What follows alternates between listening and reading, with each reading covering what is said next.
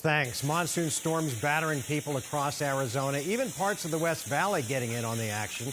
All of us feeling the wind, but of course, what we really want to see is some rain that we really need at this point. Team 12's Mitch Carr is joining us live from the 12 News Tracker. And Mitch, it's pretty dry out there now, but I guess you could say that this is at least a glimpse of hope.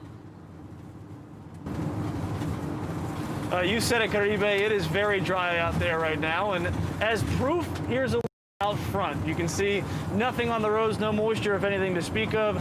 As we look to the west, and I change the camera to what's on top right now, you can see downtown Phoenix. Again, no moisture at all. Now, what I can tell you, though, is that you can feel some of the in the air. You can actually feel it, and in some parts of the valley, it actually smells like rain. So now let's get a recap of some of the monsoon action that did happen in our state today. That's the sound of sideways rain sweeping through the West Valley. 12 News weather watcher Cindy Ott caught it in Buckeye. Charlotte Scott heard rumbles of thunder in Australia Mountain Ranch.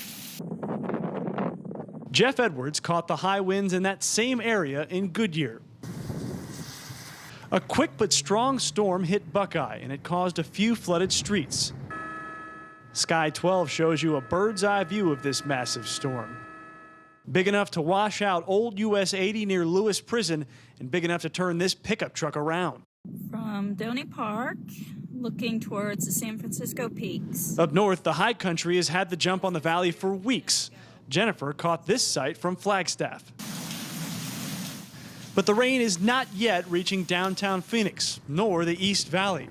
So you'll have to keep waiting for Mother Nature to put on a show.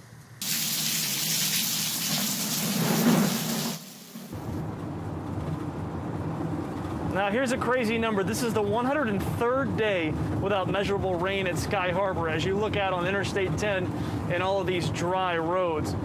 So we're to hope and cross our fingers and hope that Mother Nature eventually will send some rain and help us out a little bit.